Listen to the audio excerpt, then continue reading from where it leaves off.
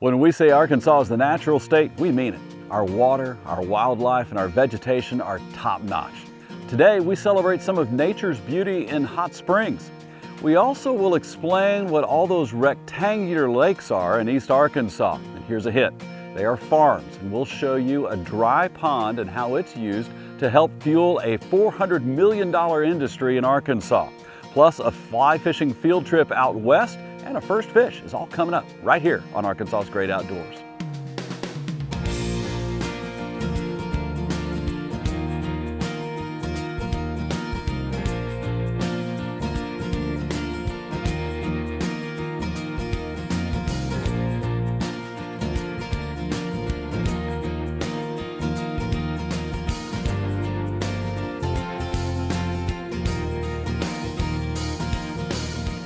One of our most popular segments is First Fish, where someone, young or old, catches their first ever fish on camera. Here's one of our favorites, Molly. All right, so you ready to do some fishing, Miss Molly? Yeah. Okay, so we've got our minnows. Welcome to one of our favorite parts of this program, a segment called First Fish. This is Molly, who has never caught a fish. And then we have our hook. And what goes on the hook? The fish. The minnow goes on the hook, Yeah, and the fish bites it. and the fish bites the minnow, and the hook catches the fish, right? Yeah. Okay. And here's our golden shiner. And we're gonna take this hook, and we're gonna put it right here in his tail. And remember we talked about, you push the button, and then throw it all the way out there. Ooh, good job. Now we have to wait for our bobber. Oh, you see the bobber? Oh, reel it in, reel it in, reel it in. Reel it in. I got one. Oh, you got one, Molly. You excited? Yeah. I got a fish. You got a fish? I got a fish. I can't believe I got a fish. You did really well. Want me to help you? Ah, I haven't got a fish like this. Whoa, look at that. Molly, how about that? That is a real. That is a real fish, huh? What is it called? This is called a speckle belly brim. Do you see the pretty speckle bellies Yeah. on his belly? Yeah. You want to touch him? I don't want to. I don't like touching fish. You don't like touching fish? No. Why not? It's slobbery. They're slimy. So Molly, you want to make sure he swims away. There we go. Happy fish. You want to catch another one? Yeah. Okay. Molly was hooked. Within moments, she was back at it and then learned the lesson about the one that got away, but not for long. Oh, what happened? Oh no. Ah, it bited off It- the line. It bited off the line. That must have been a big one. Whoa! Molly, Big one. you think it's a big one? That is a big one. Look at that. Ah, Look at that, Molly. that's a humongous one. That is a humongous fish, Miss Molly. I think that's the same one. That's the same one that broke your line? I think I do not want to let that one go. You don't want to let that one go, huh? He's No, pretty, isn't I he? want to keep him. I want to touch him. Oh, that. What's he feel like? He feels gooey. Gooey? I think it's a boy. You think it's a boy? So I'm going to name him Camo. Camo? So we're going to put Camo back in the pond, okay? Okay. Okay, say bye-bye to Camo. Bye-bye, Camo. Bye-bye. And I might catch you next time. I think you will catch him next time. He'll be looking for you. Say bye. Bye-bye. Come on. Hey, Oh, there he goes. I like Camo. You like Camo? Molly, give me I think with the other hand. with the other hand. Yeah. Good job. If you would like to catch your first ever fish with us, please send us an email to firstfish@arkansasgreatoutdoors.com. We'd love to welcome you to the world of anglers. For everyone, whether you are new or you've spent a long time in the outdoors, safety is not only important, it's essential. We've partnered with the Electric Cooperatives of Arkansas to bring a series of tips designed to help you enjoy the outdoors safely. Hey everybody, my name is Skeet Lewis. I am an educator with the Arkansas Game and Fish Commission, here to talk to you guys today all about hunting safety. All right, one of the best ways to get safe is to get certified. I have in my hand here one of our Hunter Ed final exams. Hunter's Education is a great course. It's about 10 hours long, and it's going to do a deep dive and really kind of teach you everything that you need to know to become a safe and responsible hunter. The courses are free if you want to come take a class in person. If you want to do it online, that's totally fine. It will cost you about $30. You can actually find and register for a class on our website. I can't talk to you guys about hunting safety without mentioning tree stands. What we found is that most of the time when something bad happens out hunting, it's related to a tree stand related injury. We actually do a report every single year, and what we found on that report is every single tree stand injury, the hunters weren't wearing a full body harness. So make sure that you're wearing a full body harness, and always check your equipment before you go out. Make sure that the steps are intact. Also make sure that there are no broken or loose parts. And it doesn't hurt ever to reach out to someone, let them know when you're going up your tree stand and then once you're out of your tree stand. Gun safety is absolutely vital when you're hunting. The number one rule of gun safety is muzzle control, which is another way of just saying always think about where you're pointing your gun.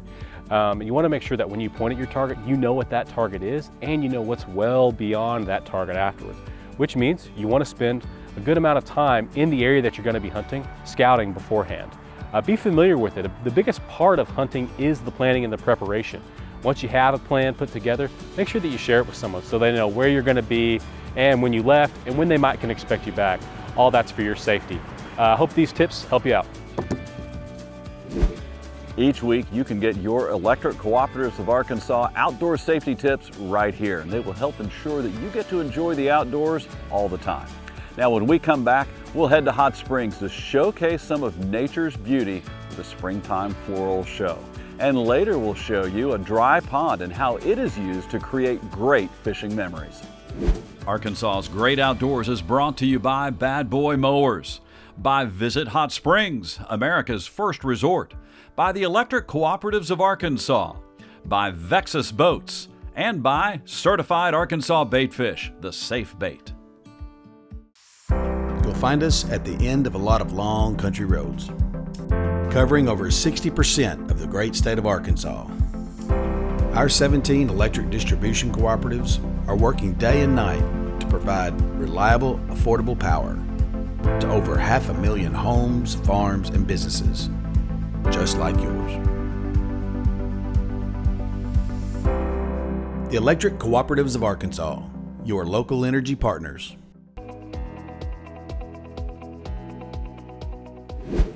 Be sure and check out our social media so you can follow Arkansas's Great Outdoors all week long. Facebook, Instagram, YouTube, just search Arkansas's Great Outdoors. Like and subscribe and you'll never miss a post. Arkansas is nationally known for its natural beauty. From an airplane or a highway or on a hiking trail, you just can't miss it. It's everywhere. We visited Hot Springs Garvan Woodland Gardens for a true treat for your eyes. We're here at Garvan Woodland Gardens in Hot Springs with Kristen Mangum. Kristen, this garden's amazing. Yeah, thank you so much for visiting us today. I'm excited that you're here. We have loved it. How did it get started? Sure, so this property was actually originally owned by Verna Garvan. Her dad owned a wood company and a brick company, Malvern Brick and Tile, which is actually Acme Brick now. But he purchased this property with the intention to clear cut the land and sell the wood, and then they built the lake. And we ended up with over 4.5 miles of lake property on this beautiful piece of woodland property. And Mrs. Garvan decided then that she wanted it to be a botanical garden. And the architecture has been incredible that we've seen. I noticed well, you showed us the glass chapel. That's Anthony Chapel. Anthony Chapel. How many weddings do? We do over 200 weddings a year in that chapel, believe it or not, but it's so beautiful. It really feels like you're in the middle of the woods, and it's magical, and it's glass, and it's wood, and you really can't get anything like it anywhere else. Anything that is like a holiday or a special event, like the eclipse that's coming up, I believe the bride that is booked on that day booked like 3 years in advance. Oh wow, you can do that. So You can book it we for allow that, yes. Okay, that's generous. So That's if there's great. a certain date that you know that you want very far in the future, we'll let you go ahead and book that. How many people does it take to run the garden? Sure, so believe it or not, including our admin staff, we have just about 30 people that are full-time, which is a really small staff for 210 acres. Yeah, that's incredible. And our horticulture team is amazing at what they do. They have certain areas of the garden that are really their baby, and they take care of it beautifully. We also have about 200 active volunteers that help us, as well as the Garland County Master Gardeners will come in and help us with different areas, planting, weeding, really just keeping the gardens beautiful. They're amazing. Yeah, so I have actually worked here since right out of college, so 12 years now, just a long time. You don't stay at a place that long if you don't love it. Right. It's obviously beautiful, it's serene, it's relaxing. It's hard to have a stressful day in an environment like this, but truly the people that I work with, my coworkers, is really why I've stayed so long. We are like a family. We all take care of each other. We all help each other out, and it's just a great place to come to every single day. Thank you for sharing that. My father is a farmer, Okay. and when I very first started gardening, he said, "Lee, those plants will change you." I thought that was interesting. I agree. You know, I'm the marketing director, so I'm in the office a lot. I'm sitting in front of a computer, and some days are a little more stressful than others, but I can always get up and come walk in the garden, and it kind of levels you out and makes you realize like there's nothing that is that big of a deal. Right, yeah. And so Very calming. it's a great influence. place to work, yes. Yes. Well, thank you very much for your time. Thank you so and much for the- being here. Yeah, Hope you enjoyed it, and I hope Oh. y'all come back. We loved it. We will definitely be back. Okay. You owe it to yourself to appreciate Garvan Woodland Gardens. Tickets are $25 each, but you can log on to garvangardens.org and you get $5 off. The best deal, however, is a season pass, which is $75 for 2 people. If you go twice a year, you've made money with that season pass. Our area hiking trails have all kinds of flora and fauna, and here's our expert Mallory Lindsay with another tip to help you enjoy your next hike.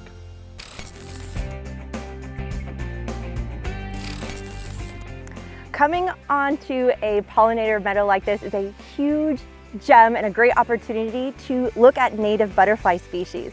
Now, many people don't know this, but butterflies need 2 different types of plants. They need a nectaring plant where they feed on, and they need a host plant where they'll lay their eggs and the caterpillars can develop and grow into butterflies themselves. Now, what's extra special is that butterflies are very particular on what host plants they use. For instance, the monarch butterfly will only lay her eggs on the milkweed plant. Now, this is why it's so important that we plant native plants in our backyard to welcome wildlife. When we come back, we'll take you to Lonoke County and show you up close how those ponds work to create the #1 bait fish industry in the world. Arkansas's Great Outdoors is brought to you by Bad Boy Mowers, by Visit Hot Springs, America's first resort, by the Electric Cooperatives of Arkansas, by Vexus Boats, and by Certified Arkansas Baitfish, the safe bait.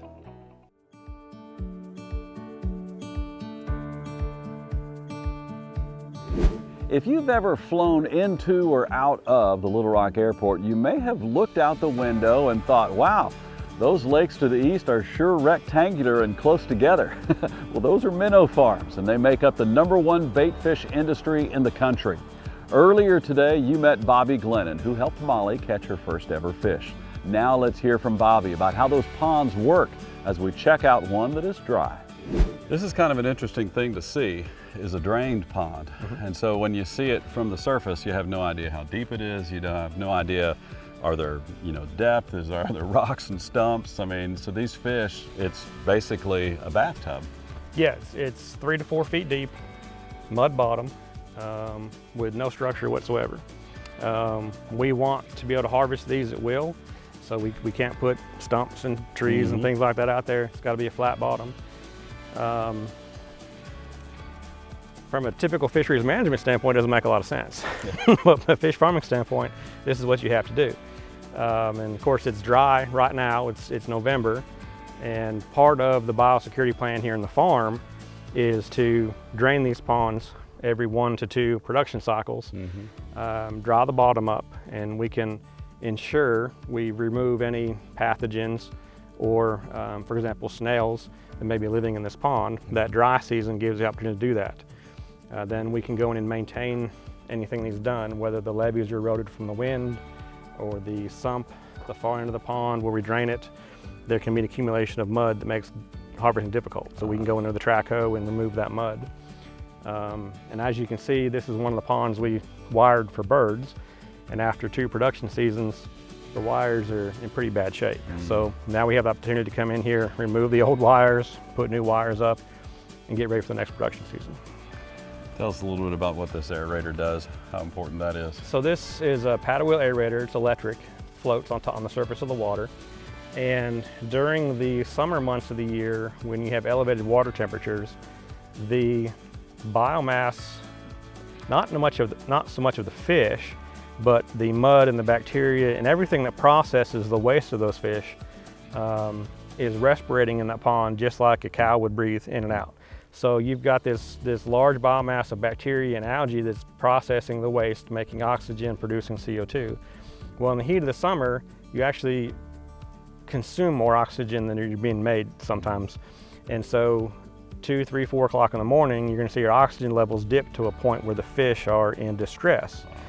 So the emergency aeration, its goal is to make a refuge here in front of it where the fish can come to.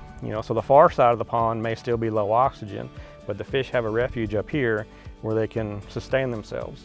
And as long as you maintain the oxygen above 60% saturation through the night, the fish will continue to eat the next day. Because if you're growing fish, you have to feed them. And so by keeping the oxygen up, not only do you keep the fish alive, but you keep them eating. And that's the name of the game to making a profit fish farming, is the fish have to grow. Bobby and the rest of the Arkansas bait fish growers are doing a great job representing our state and making the bait that makes fishing great. Now here's another #1 export from our state, boats. Vexus Boats showcases the best in boating, and they're all made right here in Arkansas in the town of Flippin. The secret's out now. The best boat builders are in Flippin, Arkansas.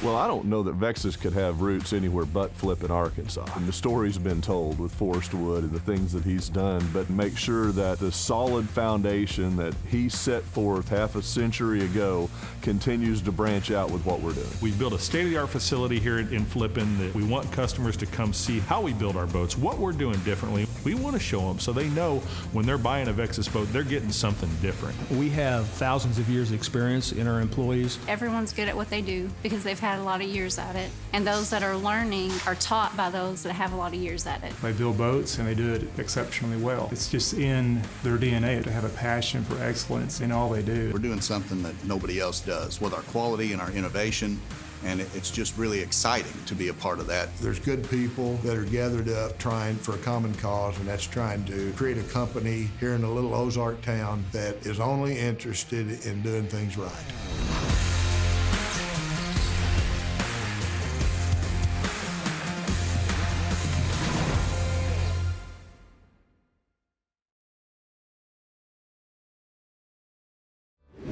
When Arkansas's Great Outdoors returns, we'll take a field trip out west to one of the best fly fishing destinations I've ever fished. Arkansas's Great Outdoors is brought to you by Bad Boy Mowers, by Visit Hot Springs, America's first resort, by the Electric Cooperatives of Arkansas, by Vexus Boats, and by Certified Arkansas Baitfish, the safe bait.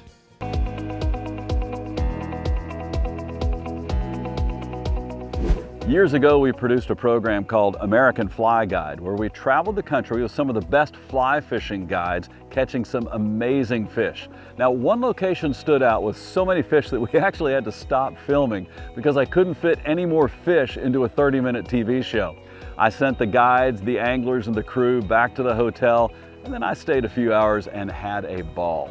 It was Utah's Provo River. Barely 10 minutes from town, we went back and spent some time with one of our favorite all-time guides, Ryan Newman of Rocky Mountain Outfitters. Now, on an earlier episode, Ryan helped Lee catch some serious fish and some serious river current after some record snowfall runoff. Yeah, he did not like that. Oh, he's angry now. No, he's angry. Oh, it's big. It's a big one. Don't panic. Okay. It's a big one. Yeah, look at that. Yeah. I got it in the net this time. Nice. Good job. Yes, you did it. Lee can attest that the lower Provo River is plentiful for fish. So for today's field trip, we will rejoin Ryan and fish the middle Provo River.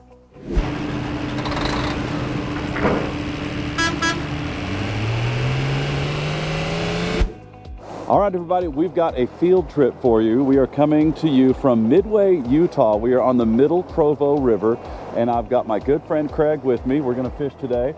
And we've got our old friend Ryan. We've been with him before, and every time we go, we catch fish. So we're gonna put the pressure on you today. The pressure's on. Yeah, tell us a little bit about where we are and what our strategy is gonna be today. Yeah, so here in Utah on the Provo River, we're real, creative on our naming of sections. We have the upper, the middle, and the lower. And so we're on the middle today between two reservoirs. So it's a tailwater, so it's, minimum flows. It's managed by the state for the fish. And so that's created just a perfect brown trout habitat. And so there's a ton of fish, high density of fish per mile. It gets a lot of fishermen though. So, these fish are smart. They see a fisherman every day of their life. So presentation has to be good, really light tippet, really tiny flies, size 24, size 26 midges. Wow. So here in the fall, we're doing, we like to call it like we're midging. And so you kind of just have to bounce it right off their face. They're not going to chase it at all. It's got to be right in their feeding zone. And do we plant it upstream and let it float downstream a bit? What do we do? Yeah, so I would say, our number one goal today obviously is to catch fish, but our number one goal is to mimic the natural flow of the river. So we're going to throw it upstream and let it pass the position of the fish. They're just going to be holding their position, literally just opening and closing their mouth, eating bugs coming at them, and we're going to try to be one of those bugs as we go by. We had a plan A, subsurface nymphs, but watching the action called for a dramatic change to dry flies and immediate and visual results. Set that. That's you. Got it. Nice. Got him, little guy. That's all right. Lift up a little higher. Okay. And then he's going to come over here.